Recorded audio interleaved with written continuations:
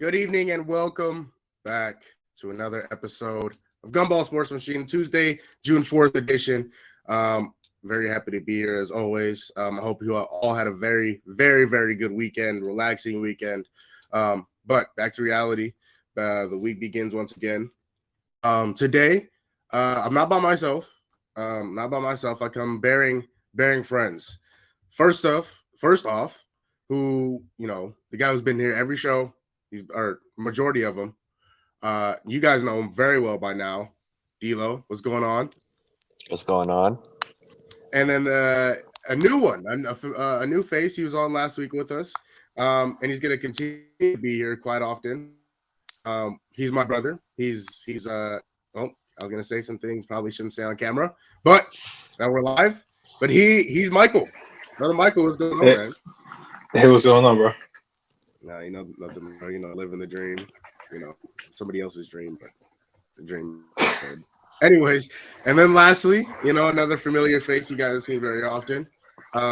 He's I think his introduction. Kev.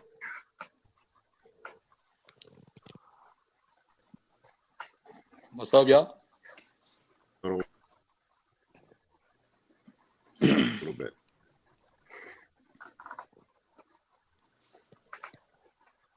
I think Jamal's a little frozen. We gonna get through it. Yeah. It'll always come down to Jamal's Wi-Fi. Man. Oh. So we're just already having technical difficulties. Hold on. Not we, just you.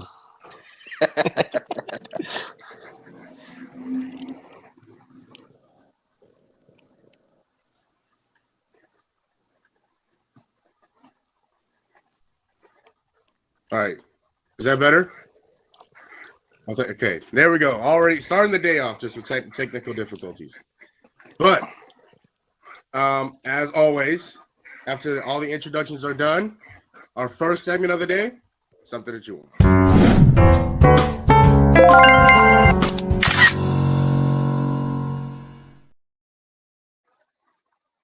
First up, this has been a huge story over the weekend, and something we're going to get very in-depth into here in about 10 minutes or so.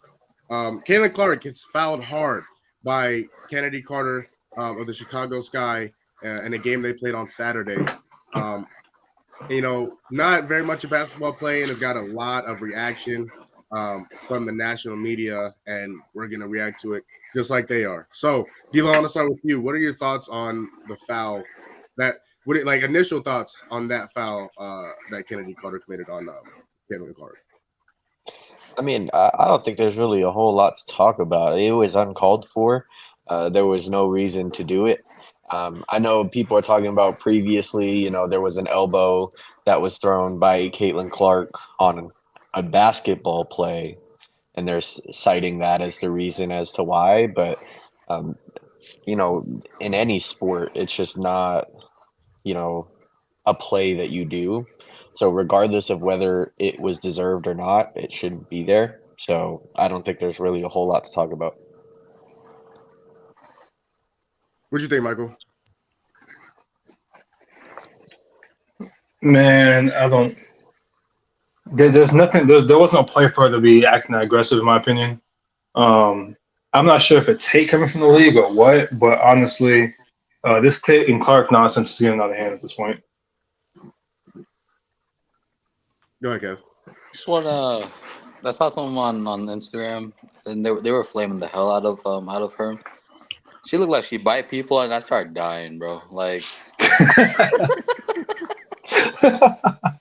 when I saw her picture, I'm like, bro, if she got committed for any crimes, she definitely did it. Like that's the type of person right there that you point fingers at right there. But all jokes aside, I think it's just jealousy, and I think a lot of the players in that league, the WNBA, are just jealous of Caitlin Clark, and I think she brought in the popularity and fame, but I think a lot of those players are just jealous of her. Yeah, I know. Did you guys? Huh? Oh, no, I was nice if you guys saw Angel Reese has said about it post game. Oh, we're absolutely gonna get into that. I have the clip and everything, and I'm gonna go off about that. So, hey, look, I'm fired up for the show today, bro. I'm fired. I'm ready to go, bro, because I've seen this and I got a whole lot to say about it. So I'm gonna leave that for the second segment of the show. Next up, Justin Jefferson gets a bag. 4 years, 140 million with more than $100 million guaranteed. The Crazy. highest contract for a non-quarterback in NFL history. So, Michael, I want to lead off with you.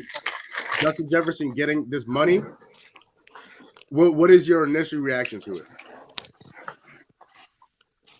I think he deserves 100%. The kid's been playing crazy since he's joined the league. I mean, it's gonna open up a lot of gateways for the new wide receivers coming to the field, the game. But I mean, we saw what happened when Mahomes got his $500 million contract. How the next quarterbacks that came in were getting $200 million contracts. So same thing that happened with the wide receivers. I think it's for that position, for the way he plays, his style of play. I mean, he deserves it entirely. I think for me, like, yeah, I agree with you, Mike. Like, he deserves it. Like, 40 mil, like, that's very, for me, like, he's the best receiver in the league, and I think he very much deserves it. But it's just like the off season, like how you didn't want to, like how you wanted to get paid. Like, he was kind of being a diva. Like, that's what kind of scares me. But as if they sort like the contract out and everything, and he's happy with content with what he got paid, then I think he should be fine. But you gotta keep in mind he didn't play the full season last year due to injury, and so that's also something you need to look out for. And for someone that gets getting paid that much, you need to be able to stay on the field and contribute for your team. Listen, if this might be sort of like a hot take, but if he was on any other team in the league that was like semi mediocre, he would not be getting this much money. I mean, it's great for him. He is the best receiver in the league.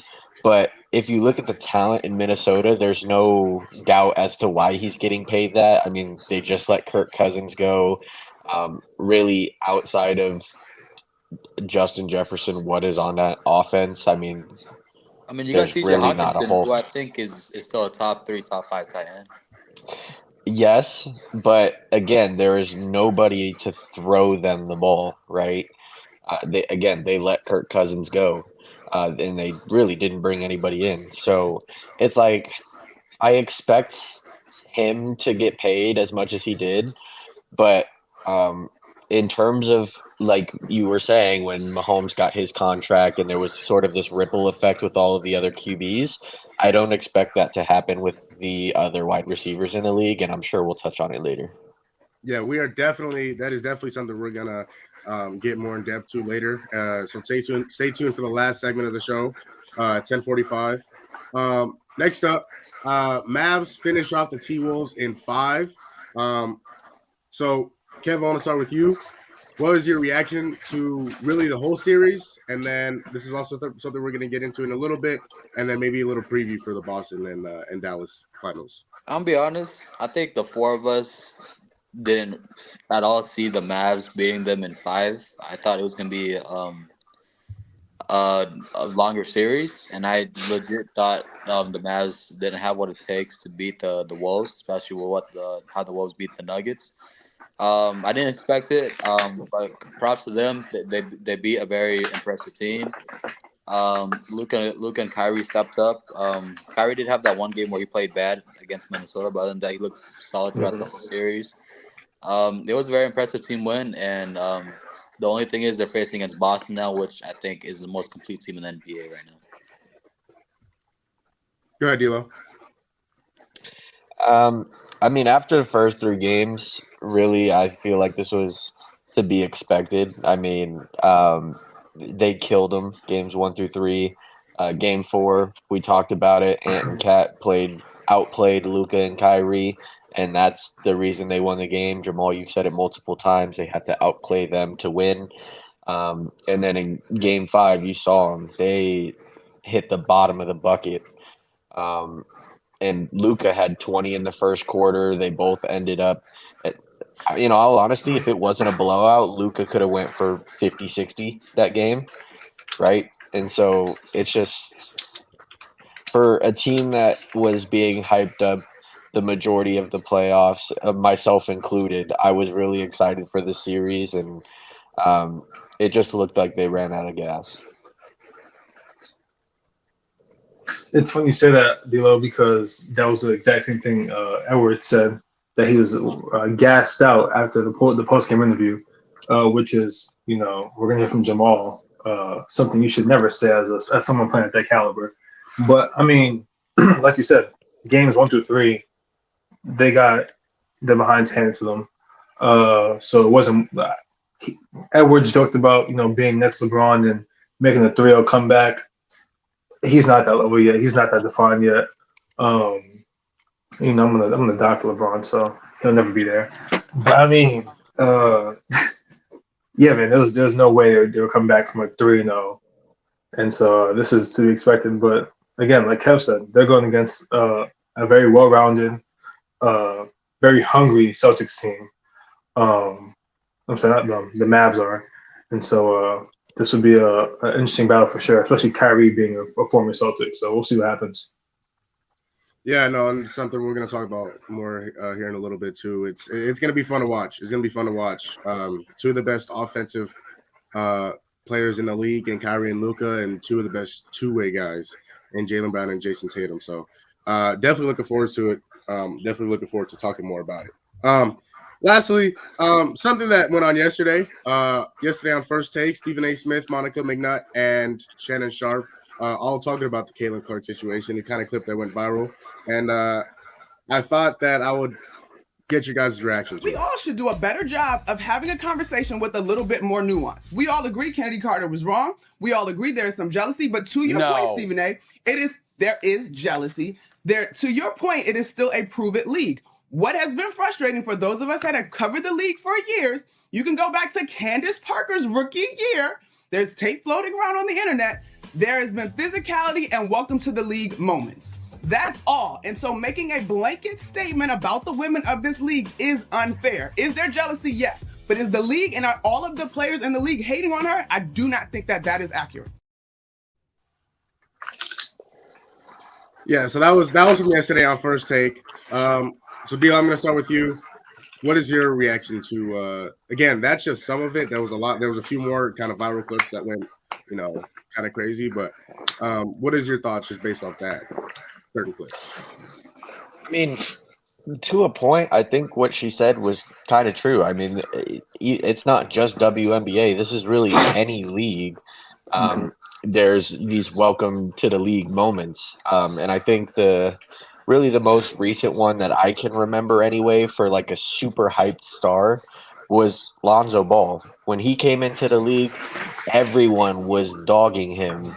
And so it's just like, it's not that they were jealous. It's just that let's see what this hype is about. Let's show yourself in this league, right? But I think on the other hand, the WNBA players are taking it just a tad bit too far, right? I think going back to that Lonzo situation, it was only like a week or two of this, and then it kind of halted. This WNBA stuff has been almost 3 weeks at this point and doesn't look like it's slowing down. So I think you could lean both ways, but I'm kind of leaning towards the other end in which, the WNBA is kind of well, not the WNBA, but the players are kind of targeting her in a way and seeing, like, is she really built for this, Go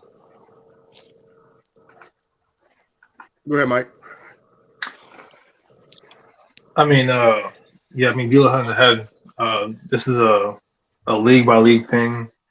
Man, it's a JV thing, honestly. I mean, it's at every level of any sport. This competition is being competitive, and I don't think the league is out to get Caitlin. I think the blanket statement is insane to say that the entire league is out to get her. There are people, they might not be expressing it verbally, but there are people who think that she's doing a great job and a great justice for the league. She's selling out stadiums, 17,000 plus people or plus tickets being sold per game in stadiums that, were not even half full before. And so we can't just say that everyone's out to get her. You know what I'm saying? That's whenever people make those blanket statements, it always goes wrong. And I don't know, man. I mean, I can't justify what they're doing though. Like that check by Candace, whatever her name is, was a bit insane, honestly. Kennedy Parker, yeah, my bad, yeah. No, you're good. But yeah, man, a bit insane, a bit too much, yeah. I've always been a fan of competitiveness, and I've always been a fan of like those type of moments where you're like welcome to the big leagues. But it's like D'Lo said, it's been going on for almost a whole month now, like 3 weeks. Like that's kind of crazy. Like I understand the first week, maybe the second week, but like there has to be a point where I understand you try to be competitive, and I understand like you have an up and coming rookie that's taking like the league by storm, but there has to be a point where you gotta like realize it's a little too much, and I think you gotta tone it down a bit more. Hopefully, a couple games in, a couple weeks after, like it tones down. But from what I've seen so far, like it's honestly like it's not looking too good. But then, my bad. Do you think this is a player only thing, or like a coach thing as well? Like, is this like a coach not liking her, or because they didn't get her or whatever, trying to have the team go after her? Because this can't be a one-on-one thing. It can't be a five-on-one thing. Like, there's nothing that Caitlin Clark is doing at such a level that deserves this amount of aggression towards her. And I mean, at some point, we got to question the integrity of these teams, of these coaches, of these managers, of the owners, really, right? How long are they going to let this happen? This can't be like you said, when you come into the league, if you're a rookie, cool, you get checked, no problem. Everyone gets checked at some point in life. But she's doing a great job by not only playing well while dealing with this nonsense, but she's holding her tongue as well.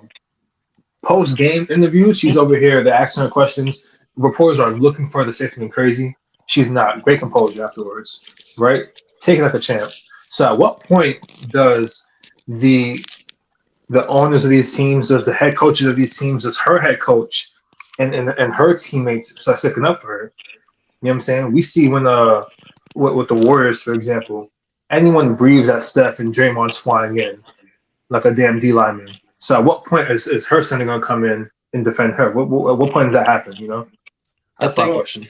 I think with the Fever squad, like her teammates, I've heard even like they're even a little jealous of her. You know what I'm saying? Like, so it's like if you don't have the team backing you up like that, you can't really expect them to back you up like like Draymond does with Steph and Clay. Like, I think it's not just her opponents, but I think it's her teammates too. Like they low-key sense a little bit of jealousy from her. So, but yeah, what do you have to say? Well, no, I just want to jump in real quick here. I feel like we'll get into it later. Yeah. Oh yeah, no, for sure. Actually, well, I did want to bring it up now because that was something to chew on as we do every day, every morning, first segment. And now, we're already talking about it, so I want to jump in right now and really get into it. I've been waiting to take off on this because here's the thing. Caitlin Clark is a generational talent. Call her what you want. You say whatever you want about. As long as you call her a generational talent, you can say whatever you want. Because that's exactly what she is.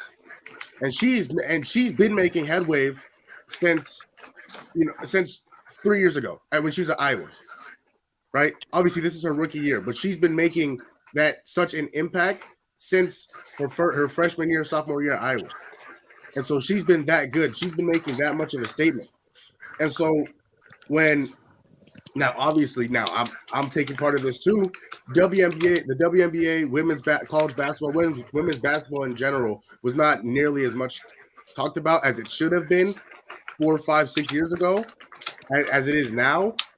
And a lot of that has to do with Caitlin Clark and how amazing she has been. I was going to use another word, but amazing. And that might even be an understatement of how well she's done, not only like on the court, but off the court. Phenomenal. Phenomenal is probably another good word to use. Yeah, definitely. And so coming into the league, she didn't step foot on a WNBA court, and she got a shoe deal. In my opinion, the GOAT, Diana Taurasi, doesn't have a shoe deal, right? So, and there's so many WNBA players that have been building from the ground up for so many years that don't have a shoe deal. And so other players may look at that and like, oh, okay, well, she's doing, obviously she had a great college career, but she hasn't stepped foot on a professional WNBA court yet. So she's getting all this. She's making millions of dollars from endorsements and things like that. And some WNBA players are, again, I don't want to talk about, I don't want to look at their pockets, but they don't, we could just say they don't make nearly as much as NBA players make. And so some of them maybe trying to make ends meet. And so in terms of that, she has made headway. She's the reason why teams started making taking charter flights. I told this story to somebody last year. I was on a flight. Michael, you know this. I was on a flight last year to Miami. Doing some wild things. The Connecticut Sun was on that same flight. The Connecticut Sun, and I saw DeWanna Bonner, I saw Alyssa Thomas. They were on that same flight. There's no reason that should be a thing. And Caitlin Clark is a good reason why you won't see any WNBA players taking on coach seats going from game to game. So, Caitlin Clark has had headway. And again, I think there's some jealousy part of it, right? Like I said, from the players who've been building from the ground up, who thought they should have been getting attention years ago, but now they're getting attention maybe solely because of her. And then again, you guys, Michael and Kevin, you mentioned it. Teammates, where are her teammates at?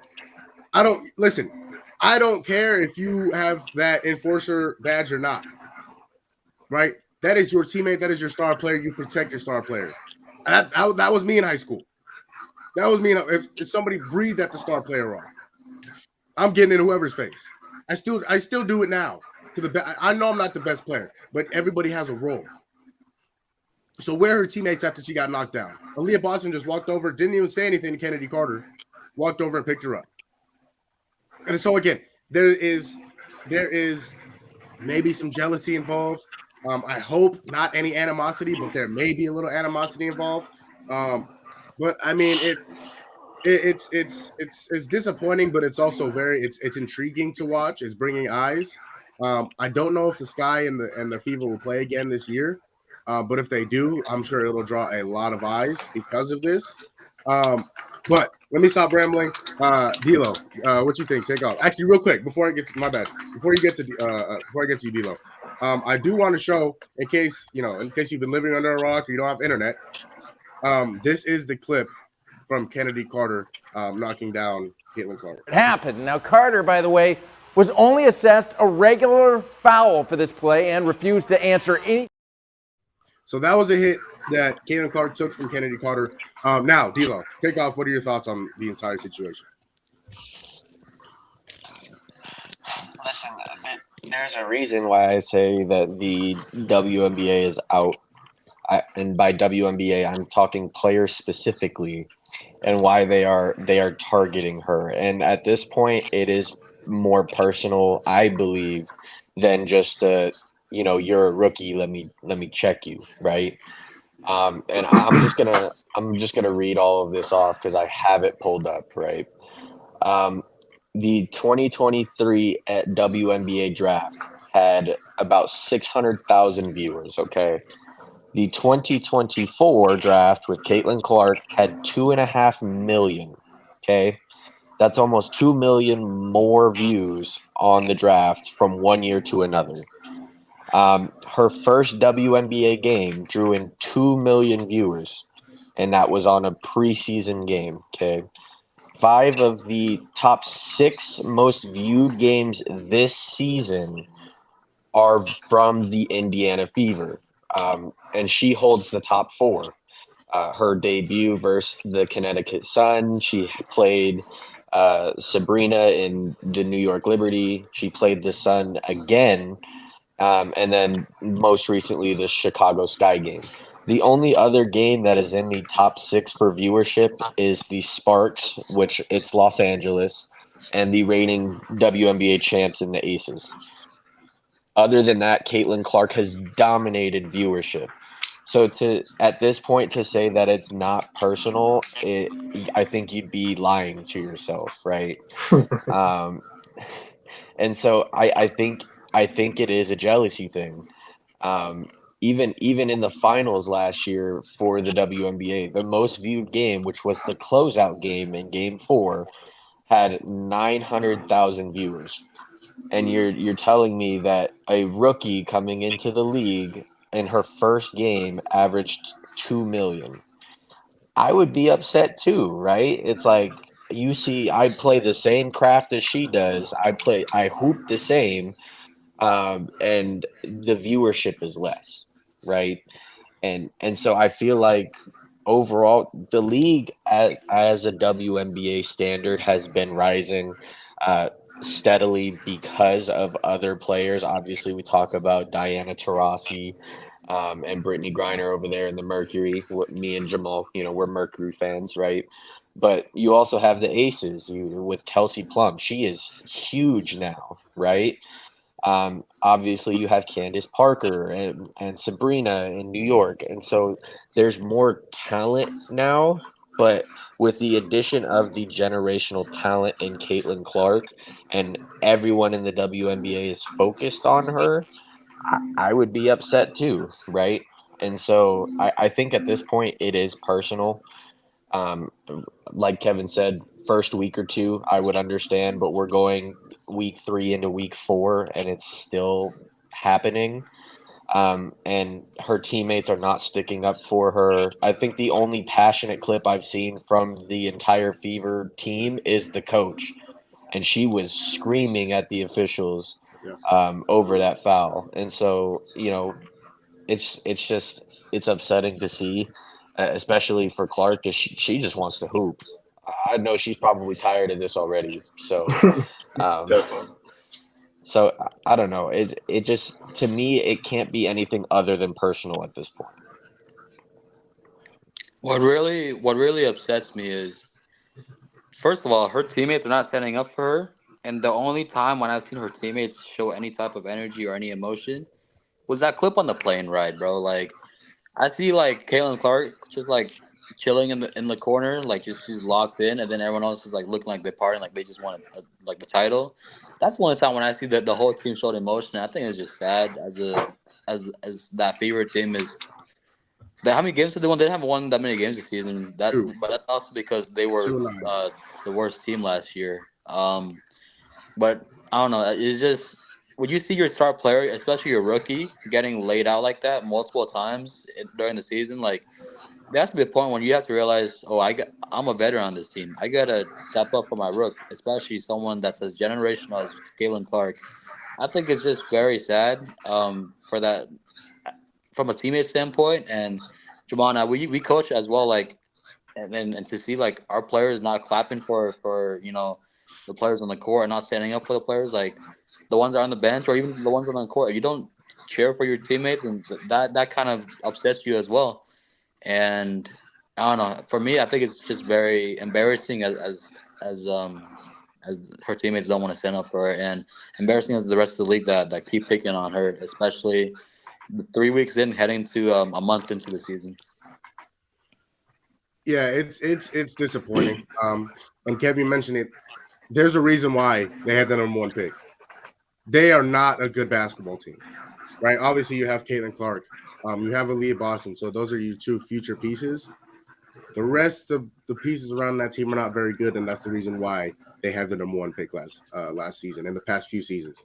So it's not a very good basketball team, but there are some upside to the Indiana Fever. But again, whether your record is 2-9 or 9-2, you should always have your teammates back, always, no matter what. So again, and then you mentioned the clip of them on the plane, kind of going. Well, I mean, because Caitlin Clark is used to winning. She's used to winning. She won her entire career at Iowa. So she's used to winning, and so when she does this much losing, she's not happy about it, as she shouldn't be, as none of them should be. You win one game out of 10. I mean, you can't. That's not something you should be proud of. Again, yes, be happy that you won the game, right? But you should be looking forward to the next game. How can we go out and build off of that win? But there's something else that I want to bring up, and if you guys don't mind, I'm gonna take off on it first because this really I could go all day about it. But yesterday, Angel Reese spoke to the media and this is what she had to say. It all started from the national championship game, and I've been dealing with this for 2 years now. And understanding, like, yeah, negative things have probably been said about me, but honestly, I'll take that because look where women's basketball is. People are talking about women's basketball, but you never would think that we'd be talking about women's basketball. People are pulling up to games. We got celebrities coming to games, sold out arenas, like, just because of one single game. And just looking at that, like, I'll take that role. I'll take the bad guy role, and I'll continue to take that on and be that for my teammates. And if I want to be that, and I know I'll go down in history, I'll look back in 20 years and be like, yeah, the reason why we watching women's basketball is not just because of one person. It's because of me, too, and I want y'all to realize that. Let me tell you something. Angel Reese has been a very, very important piece to women's basketball getting as much shine as it has. Deservedly so. But you have to have the same energy that you have for your entire basketball career, college, pros, whatever it is. Because after she lost against Iowa this year, in the Final Four, I believe. Or no, was it Iowa? I think it was Iowa. Right? Yeah, it was Final Four. Yeah, it was Iowa. Yeah. Final Four. She played the victim. She didn't, oh, I've been sexualized. People have been talking about me. I've been this and that. Don't do that now. You got to keep the same energy you've been keeping your entire career. Because if you want to do the same thing. If you want to talk the talk, you have to walk the walk. Because she was going into that game. Oh, even last year, she wants to do this and do all that when she beat Caitlin Clark. But then when she loses to Caitlin Clark, now her whole energy changes. She tries to play the victim. I'm not going for none of that. You bet. If after that game, oh, they were the better team. They beat us. I didn't play well. Oh, we'll see. I'll see her in the pros. That's the energy I thought she was keeping. She didn't keep that same energy. Even recently, in the game that we were just talking about, the Fever versus the Sky, she didn't talk to the media after the game. She got fined because of it. She got fined because she didn't talk to the media after the game. But now the next day or 2 days after or whatever it is, she wants to come out and say and I guess not diss Caitlin Clark, but she wants to tell people, that people are not watching WNBA basketball just because of her, but it's because of me too. No, give credit to where credit is due. Caitlin Clark is a generational talent. Personally, when I watch sports, I don't judge sports because of race or gender or whatever it is. So I'm going to talk about you the same way I'll talk about the men. You are not nearly as good as Caitlin Clark. You couldn't hold her beer. So you might be better on the mic than you are on the basketball court, if I'm being completely honest. You're not even the best rookie on your team. I think Camila Cardoso is better than her. So keep that same energy. Keep that same energy when you're talking on the mic, because that's bull. That's bull. And that bad guy role, nobody put that on her. She put that on herself. She put that bad guy role on herself. Nobody called her the bad guy. She put that on herself. So, again, this playing the victim role, I'm not going for none of that. Keep the same energy you've been keeping since you were in college. Because when you come out and say stuff like this, it's not a good look. And people in the national media, they don't want to get in trouble, right? Oh, I like what she said. I don't like what she said. I don't. I feel like she was yapping. I don't like what she said. Again, because she keeps switching up her energies. If you had the same energy, you would have talked on Saturday after the game. You would have talked on Saturday after the game. So this bad guy role, nobody put it on you. You put it on yourself. Because you like the attention, and that's okay. But you like the attention. Let's not go away from that. Let's not go away from that. So again, I don't like what she said just because it's not consistent with what her personality has been throughout her career. If you're going to keep one persona, keep that persona throughout your entire career. Don't switch it up because you lose or something happens. Anthony Edwards is another guy that we're going to talk about here in a few minutes that I'm going to have the same rant about. But I'm going to stop. I'm going to stop yapping. Mike, go ahead. What are your thoughts on this? Man, you hit on the head, honestly. I'm not going to lie to you. people like Tarasi, who laid the foundation for the WNBA to be where it is now. Like you said, Caitlin Clark's a generational talent. I mean, Angel Reese, she brings attention to the WNBA, but not at the level that Caitlin Clark does. We saw she lost in the Final Four. I mean, I can't argue that what she's saying is valid. Honestly, there's nothing. There's no part of me that's like, yeah, she's doing what she has to do to make the WNBA better than what it is now, right? Like you said earlier, Clark is the reason why they're gonna be flying charter buses now, not injuries. You know what I'm saying? No one's no one's looking at her the way Caitlin Clark is. They look at Caitlin Clark, and I don't have it up right now, but I would love to see what the views are for Fever games and what's she on? What team is she on? Whatever she Chicago. on. The The Sky? Chicago Yeah, the Sky, Sky. yeah. Yeah. So I love to see what the view difference is. But the Sky and the Fever do play early. Jamal Yaxis. They play later on this year. Actually, in about 2 weeks from now, on the 23rd. So we'll see how that goes. Um, Kev said it early. He said that the head coach for the Fever, was fighting for them or fighting for Caitlin after that whole that foul right there. Let's see how the team's mentality is different if they're going to protect Caitlin. Let's see what the energy is from the Sky themselves. If they're still being if this continues towards this next game on the 23rd of June, this happened on the first of June. That's 20 days, almost a month later. We already said that she's been going through this for a month straight. If another month passes and she's still getting, for lack of a better term, bully like this in the league, we don't have to stop the presses, but something's got to give. Something's got to be said at a major level. And back to that Stephen A. Clip on First Take, the lady, I forgot her name, but she had Monica. Yeah, Monica has said that she had checked Stephen A. She's like, because Stephen said that something along the lines of like, people been talking about WNBA for years or whatever. So that she's like, well, Stephen A., you could have been the one talking about that. And that's a big thing right there, is that when you have that platform, like she said, to be able to have those conversations and people listen to you, and you're one of the biggest analysts and journalists of the league, right? And you're trying to like kind of squeeze your way into like, yeah, like the WNBA has always been there. Yeah, we've always been talking about them. Like you're looked at differently. And so now if you look at, again, like I said, if this continues to that next Fever Sky game, then someone above the players, above the coaches, above the team owners themselves, someone at a massive media level has to speak about this, and then action will be taken to correct everything. Because this is insane. Yeah, I mean, overall, like, we talk about it with other players, right? We talk about it with Tarasi and Griner, and when she was in the league, Maya Moore and Candace Parker and Kelsey Plum and all of these top name athletes. You don't see them so arrogant, right? And that's the word that I'm going to use.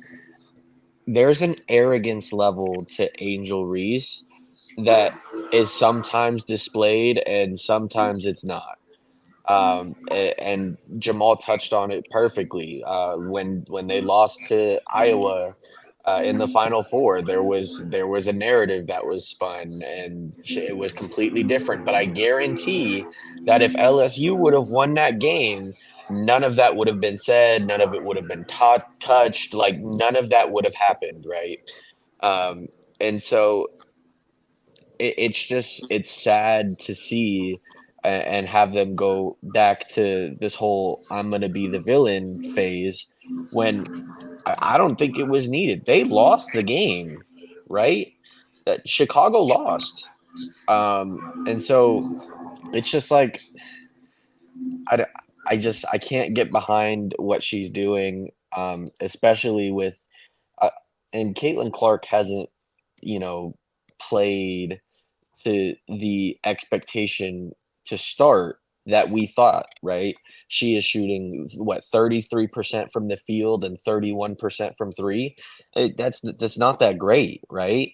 But the publicity that she brings is making her a target, and that isn't right. Especially, they're talking about her in these post-game press conferences. Obviously, the Angel Reese one that we just watched, but also Kennedy Carter also spoke on it and said, outside of the 3-point shot, what does she really do? Right. And we've seen what she does. The viewership is out of the water. And so even if she's not playing to the level that we expected her from her rookie year, and she's getting better as the season goes on, and a lot of that is due to fatigue. I mean, the Fever have played the most games to start this season, and they have 11, and every other team has like 9 through 7 games, right? So they've played more, and I think that's a WNBA thing to try and push this Caitlin Clark narrative and get her the most screen time to start the season, and it'll kind of drop off. But it's sad to see, and again, from someone that just wants to hoop. Honestly, you brought the 11 games, 11 out of 21 days. Like she's had more games played than she's had more days rested. Like you got to take that into consideration and just realize that's crazy. Like she's damn near gassed right now, and she has to deal with all of this BS. Like a lot is going on in her life right now, and the fact that she's not blowing off steam on the mic, in press, that's just a professionalism where it's unmatched, and it's something that Angel Reese needs to take notes from, because she wants the attention, and she's I'm gonna say the word, she wants to be like a pick me. And look, I understand you're talented. You got drafted top 10. You won the national title. And it's pretty impressive, but you're not a first round pick like Caitlin Clark. You weren't talked about in the draft as much as Caitlin Clark, and you're not getting talked about as much as you want to be right now in the league, and there is a reason why. It's because of the talent. Reese, she can grab the board, she can score like 10, 12 points, but she's not like no Caitlin Clark, where Clark, she can give you 30 a night. She can shoot the ball from anywhere. And it's not just that. Like over time, she's gonna be a lot better passer, a better dribbler, and a better, possibly even right now, even in the future, a better leader too. And I think it's just when you compare those two, there's no comparison. She blows her out of the water in every single aspect of the game, even off the court and on the court. And Reese demanding attention, like it just makes her look even worse, and it just makes her look even more of a bad guy. And no one's putting her labeling her as a bad guy, but she's doing it to herself, and I think that's affecting her picture. Yeah, and here's the thing: I don't want it to sound like, at least personally, I don't want it to sound like I'm just poo-pooing on Angel Reese, because listen, Angel Reese has had a huge impact, not only for women's basketball, not only for women, but for Black women, and for her, the statement that she's been able to make is very, very, I absolutely commend her for it. She has done a great job. But at the same time, the problem that I have with her is you need to keep the same energy at all times. You need to keep the same persona, because when you lose, you still have to go to that mic and talk and speak, right? Even when you do, you cannot play the victim. You can't play, because that's not the energy you've been giving. That's not the energy you've put out. That's not the persona you've shown everybody. So again, I don't want to I don't want it to feel like I'm just destroying Angel Reese, because I'm not. She's a good basketball player. I just don't think she's as good as some of her counterparts. And it's, again, she's a rookie. I understand that, but she's 6'4", and Angel Wilson is also 6'4", and she's the best player in the league. And so again, there's players that are the same height, same build, that are just doing much better than you. Again, I understand she's a rookie, but I just want to bring her down to earth a little bit. So Again, I don't want to just destroy Angel Reese for what she's been able to do, but the only problem I have with her is she's got to keep the same energy. But that leads me into my you have something? Yeah, I just want to say one more thing. I believe Kev said that about like the being a leader thing. When I look 5, 10 years down the line of the WNBA, I can see Caitlin Clark being that vet, and after going through everything she's been through, those new rookies who at that time will be getting paid millions. The way the league is moving, they will be getting paid millions. She'll be the one to be able to coach them the right way. Whereas Angel Reese, I don't see that in her. You know what I'm saying? I see it might be a crazy comparison, but I feel like Angel Reese is trying to be the Draymond Green of the WNBA, where her name is just always in the news, always about something, whatever. Like you said, no one gave her that bully title. She took that upon herself. And in reality, she's really not a bully. She just talks a lot of trash. You know what I'm saying? A bully is getting those boards, putting that ball back in the back up. They're doing things and they're backing it up, and she hasn't been doing that as recently. 10, 12 points, yeah, that's cool. But I mean, I'm not just seeing the like you said, the persona that she wants to give off. That persona isn't matching her playing style, and that has to be fixed first before you can even go from there. Not Andres, Caitlin Clark, this poise that she has, like Vila said, level of professionalism is going to take her far, very far, and that might be the reason why she has the Nike deal, stuff like that, before everyone else does. You know what I'm saying? People see look at you at your core foundation and see what they can go with you, how far they can go with you. Now, do I feel like Taurasi could have got a deal when she was in her prime? Most definitely. Griner, most definitely. You know what I'm saying? Those big names, Parker, most definitely. I can see them having the deal. I don't think Nike or Adidas or any one of those big franchises should have given them a deal. I think they should have. Sorry, but I mean, that's the past. We're in the present, right? I'm looking at these two. You know what I'm saying? Faces of the league, and there's a clear distinction. There's a clear difference, and I'm going to stick with Caitlin Clark the entire time. As of right now, yes, she's a black woman doing her thing. Yeah, she's playing or whatever, but personality and play style not matching up for me to look at Angel Reese and say, yeah, this is who I want to be pushing in the face of the league. I mean, it's not like she's playing bad either, because, like, yeah, we talk about the 10 or 11 points that she's averaging. It's okay for a rookie, but she's not just leading rookies in this category, but the entire WNBA as a whole. Angel Reese is leading in offensive rebounding, right? Mhm. So you knew what you were getting yourself into when you drafted Angel Reese, and that she was going to be a physical rebound putback player. And really, I don't know if there's any potential other than that for Angel Reese to expand from what I've seen so far, right? But overall, like the level that Angel Reese is playing at and the consistency that she's had to start the career, I think has been better than Caitlin in some ways. But I think the ceiling for Caitlin is so much higher. And that's why everyone holds Caitlin Clark to this regard, while Angel Reese is kind of down here, right? And I think her personality plays a factor into that, into lowering that, because nobody really wants to see it, right? So I just wanted to bring that up because it's not like she's been playing bad. Like she's playing good basketball, and again, she's leading the league in offensive rebounding. So she clearly works hard when she's playing, but this persona that she has kind of throws everybody off. Yeah, Hey, I like that deal for real. Yeah, and it has to stay consistent, and it comes with the job. But that was a great conversation. We will definitely touch on that a few more times this week as the week goes on. But I did want to touch on a few more things before we get out of here. Dallas Mavericks get the T-Wolves out of there in 5. Gave personally me a whole lot of PTSD from the way that Luka and company did them at Game 5 on their home court. Of course, for the Suns it was Game 7, but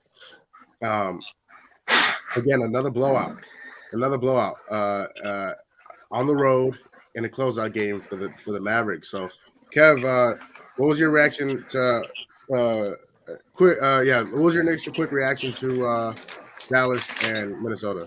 When the game was going on, I was actually at work, so I didn't get to see the game. I just checked in with my watch and just checked the score. And every single time I check in with the score, I'm like, bro, like it's looking like a blowout, and I'm like, I might as well just not even watch the highlights because like it's just crazy. I mean, then Luka, D'Lo, didn't you say Luka would look like he was gonna have like 50, 60 that night? If it was not a blowout, he definitely could have got there. He had 20 in the first quarter alone. Yeah, it looked like the Timberwolves were just gassed. I mean, they went to 7 games against the best player in the world in the previous series, and it probably took a toll on them. Luka finally has help this season. With the addition of PJ Washington, Daniel Gafford protecting the rim. They have a good rim protector now, and then they have Derek Lively as well, who's very versatile. Like they have a complete team, and Kyrie as a second option is one of the best options you can ever ask for a second option right there. But it caught me by surprise. Dallas in 5. No one saw that happening. A lot of people saw maybe Wolves in 6. Going to maybe Wolves or Mavericks in 7, but no one saw that series as a quick series. But that's just my take on the whole series. Go ahead, Mike. Hey man, I was tired of hearing Anthony Edwards talk, so I'm not gonna lie. I was happy that he got them out of there. But I mean, looking to the future now, you got Brown averaging 25, 6 and 2, and Luke averaging 28, 9 and 8. Off that alone, right there, I mean, Kyrie's have to do something. We had that one game where he scored like 5 points or whatever. I'm hoping that he doesn't have a game like that. I need Kyrie to win the ring. But above all that, I mean, team for team right now, like I said earlier, very balanced, very well rounded Celtics team. Very strong Mavericks team. I'm leaning more to the Celtics this time, though. I'm not gonna lie to you. Go ahead, D'Lo. In regards to this Mavs Wolves series, I don't really think that there was a whole lot to talk about. I know I said this in Game 4. Even if the Timberwolves won Game 5, I did not envision them winning Game 6 in Dallas. So to see them lose in Minnesota is not too far fetched. Did I think it would be a blowout like it was? No. I thought it would definitely be a closer game. But overall, I think I had the Mavs winning in 7 when me and you, Jamal, predicted this, and you took the Wolves in 7, I think. Yep. So I had the Mavs coming out of this series anyway. I just didn't think it would be so quick, and I just think that they got burned out in that Denver series, having to climb back in both Game 6 and then win Game 7 in Denver. They expended all of that energy, and then they just didn't have it for Dallas. The thing I really want to talk about is this finals matchup, and I'm gonna say it now. I think the key is not the superstars outplaying each other like it was for Minnesota, right? Obviously, Jamal had this take as the whichever superstar duo outplayed the other would win, and that held true in the Minnesota series. I think it's different in this Celtics series. I do not think that Tatum and Brown outplaying Luka and Kyrie will be the difference maker, or vice versa. I think it comes down to the role players, right? If the Dallas role players outplay Boston, Dallas will win. And if the Boston role players outplay Dallas, Boston will win. right? So I think that's what it comes down to. I obviously, on Boston side, you have Drew Holiday. Kristaps Porzingis is expected to be back for Game 1. Another guy that I know we talk about Kyrie returning to face the Celtics, but Kristaps played for Dallas, and he was a teammate with Luka. So Yeah, that's he another was. storyline to Yep. kind of watch out for. Yep. But then you have Derek White and Al Horford, right? And then obviously we've talked about Dallas, Daniel Gafford edition, the PJ Washington, Derek Lively has come into his own, right? And so I think the battle of the role players is going to decide this series and not necessarily the superstar play. So it'll be interesting for sure. So I just wanted to point that out. Speaking of talking the talk and walking the walk, Anthony Edwards, brother, where were you at? Where were you at? Where was your antennas? I mean, I'm just on the court. I'm looking for number 5. I can't find him. I saw him in one game. He was in Game 4. Oh, there he is. I seen that guy before. He just beat my team. Oh, that's not even the best part. Take a look. Take a listen to this. I mean, you just know how you got to train. Because, like I said, I've never played this deep into a basketball season. So now I know, like, okay, in order for me to be able to be dominant in the third round, and if we get past the Western Conference Finals to go to the finals, I got to train like I'm going to go to the playoffs. So I can't be missing training days. I can't take days off. I can't, you know what I mean? I got to be ready. So now I know what it takes. I'll be ready. Oh, and if you thought that was it, you were sadly mistaken. I mean, yeah, they got their own trainers, their own guys.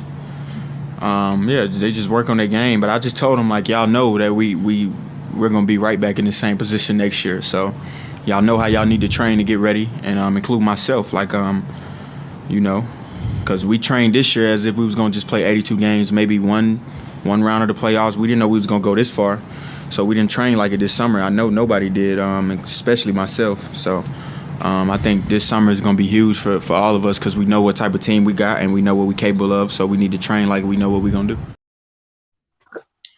I'm gonna ask you guys a question. I don't really care who answers it. What's the ultimate goal in sports? To win the championship. Get that chip. Okay. Get that chip.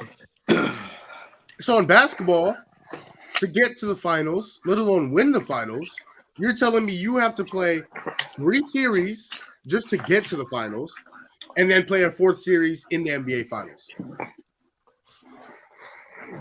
Here's what I'm not understanding. The ultimate goal is to win an NBA finals. Anthony Edwards watches the NBA. He has watched the NBA. He knows that there is 4 series in an NBA playoffs. You're telling me he wasn't prepared physically, and it looks like mentally too, to take a long run in the playoffs to get to the finals. That's what he told me. That's what I just listened to. That's what all of you just listened to.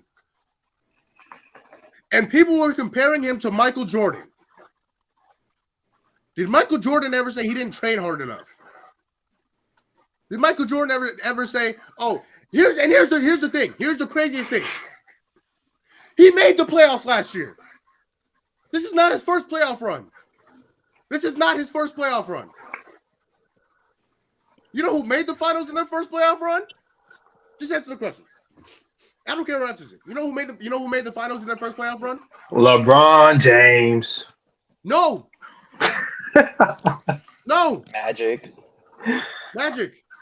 Recently. I'll give you a hint. His last name rhymes with Cooker. In his first playoff run, Devin Booker made the NBA Finals. He made the NBA Finals.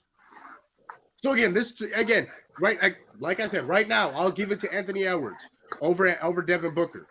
But don't you ever tell me again that you didn't train hard enough because you didn't think you'd make a run to the finals.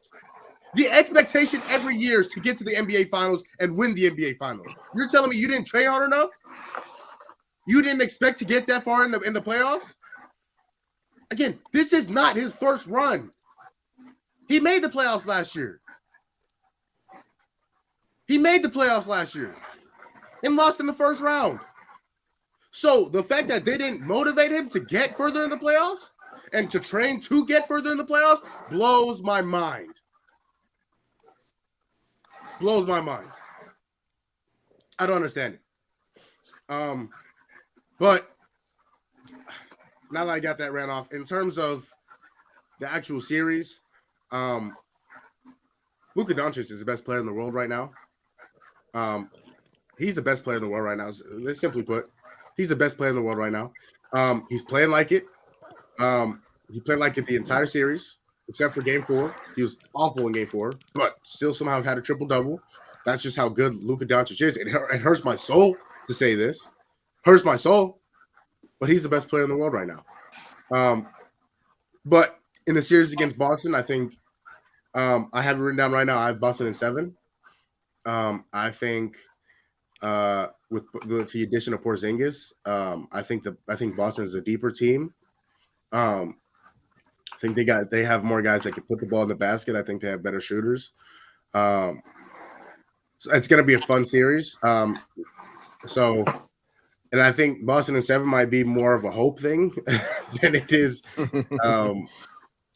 anything else.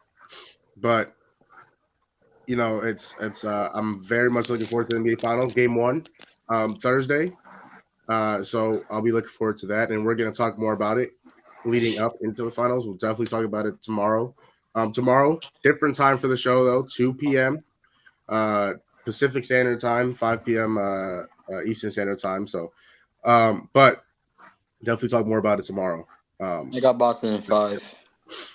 Boston in 5. Yes. Okay, Mike. Boston 6. D'Lo. I'm gonna take the underdog here. I like the Mavericks in 6. Okay, there are all of our predictions. We were supposed to hit on another topic today. Justin Jefferson gets paid, but that will be first thing we talk about tomorrow. Because that is a big deal. How does that affect guys like CeeDee Lamb, who's sitting out, Jamar Chase, who's waiting on a new deal, Tyreek Hill, who will get his deal redone. T. Higgins. T. Higgins, if he's looking at, he might be the poorest guy out of all of them. So, and even he's going to get a huge deal. So, poorest when you make millions is crazy. it's insane. But the money that some of these guys are making, that is a ridiculous deal that Justin Jefferson got and deserved every penny of it. But that is going to close out this show. Great show today. It was a great conversation about Caitlin Clark and the WNBA, which is amazing. I love that we're talking about the WNBA and women's basketball in general. So obviously something to chew on for a segment of the day and hit a little bit on the NBA Finals and the Western Conference Finals. So today was a good show. I don't know why I just had a brain fart, but good show. Any last words from today's show? Yeah, my Knicks is going to the finals next year. All right, so bro's yapping. All right. I just want to point out that y'all should enjoy that little rant that Jamal just had, because I don't know if that'll happen again for a while. So, enjoy that little snippet that y'all got, because, hey, I'm sure we'll have a show like that in the summer where I know me and Jamal are planning like a little debate stream show, and look forward to that, because I know Jamal will get loud for sure, because his take is always wrong when we debate. But I mean, he's a Jordan fan, so I can't say no more. Oh, yeah. So I just gotta let y'all know to enjoy that for a little bit, and then we'll get back to y'all with some debate shows here soon. You'll see us really go at it for sure. Yeah, definitely look forward to that. Okay. I'm not looking forward to that debate. I'm very much looking forward to that. I'm gonna have to turn my mic levels like. It's because every time when we debate, Jamal, one of us is gonna be like mad. Like one of us is gonna be very. Yeah, That's It's the point of Jamal. the thing.